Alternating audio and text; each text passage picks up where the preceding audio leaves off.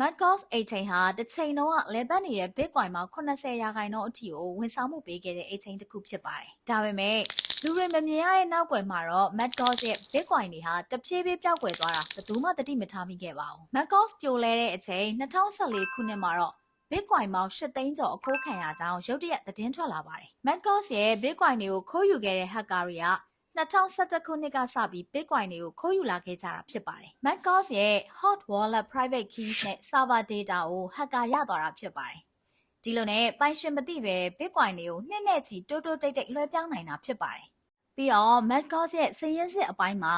အားနည်းချက်ကလည်းကြီးမားတဲ့ပြဿနာဖြစ်ခဲ့ပါတယ်။ဒီပြဿနာကိုလွယ်လွယ်နဲ့ဖြေရှင်းလို့ရတယ်ဆိုတဲ့ပုံစံနဲ့ဆက်လက်လည်ပတ်ခဲ့ပါတယ်2014ခုနှစ်ကုမ္ပဏီပြိုလဲချိန်မှာတော့စီမံရုံးကနီးစနစ်ပိုင်းကိုအပြစ်တင်ခဲ့ပါတယ်။ hacker ကတော့သူခိုးယူထားတဲ့ Bitcoin တွေကိုရုရှားနိုင်ငံသားတွေဖန်တီးခဲ့တဲ့ BTC-E သုံးပြီးတော့မှလဲလှယ်အသုံးပြုခဲ့ပါတယ်။ Blockchain ပေါ်ကမှတ်တမ်းတွေအရ